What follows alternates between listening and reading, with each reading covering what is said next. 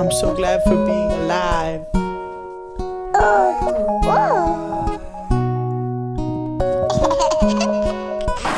I'm Andrew Smith. I'm the director of the Texas Pro-Life Action Team. We're out here today witnessing to the dignity of human life.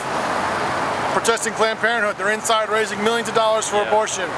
Taxpayer-funded abortions, taxpayer-funded contraception, taxpayer-funded abortifacients, taxpayer-funded everything that we stand opposed to. And all of us are out here in protest to that.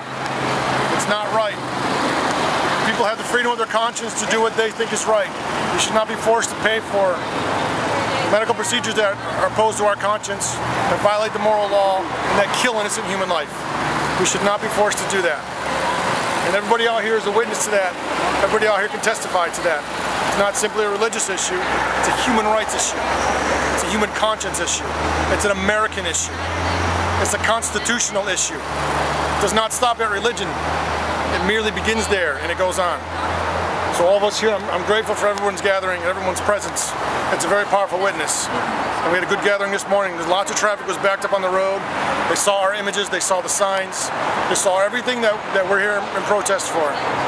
And they need to see it. The people who are inside, who are raising millions of dollars to support abortion, they don't know. Many of them don't know what abortion is. Many of them don't know that abortion destroys an innocent human life. You can look at the sign here. 21-week-old baby Malachi was destroyed in a Texas abortion mill. This is a human being. This is not a blob of tissue. This is not a product of conception. This is a human being. It's just like me and you. And we are out here because we want these human beings to be able to speak up for themselves for the first time ever. They've never had the opportunity to speak up for themselves. We want to allow them the opportunity to do that.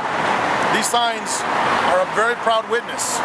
They're a powerful act of conversion. When people see the signs, it enters into their psyche, it enters into their soul, it enters into their brain, an aspect of this fight that they've never seen before. These signs represent something that we can't say, our own selves. We've never been treated like this. We've never been destroyed in this way. We haven't experienced that. Only these children have. Only these children can speak in that way. No one else can do it. No one else can do it. Our job is to be out here to allow these children to speak. That's our job. Everything that we say, it's going to be long gone and forgotten. But these children will not be. These children will not be.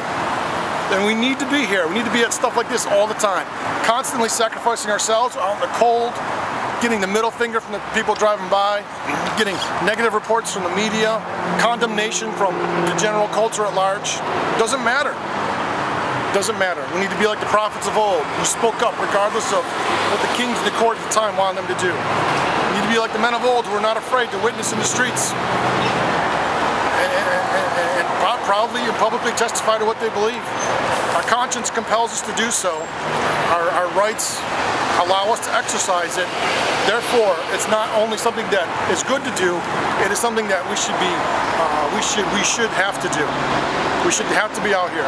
Any man or woman of good conscience, any Christian, anybody who proclaims the gospel of Christ as their own, needs to be out here. They need to be out here. I say to you, your witness to Christ is false if you don't say something about the destruction of innocent human life in our lifetime. Your witness to Christ is a false Christ if you're not out here. You're not out here saying something about this. You're going to let 3,000 babies a day be born, be killed through abortion.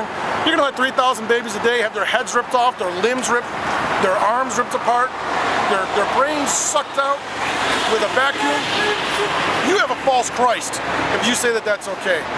You have a false Christ if your conscience is so deadened that you don't see the problem with this image. False Christ, false prophet, false gospel, not a true Christian.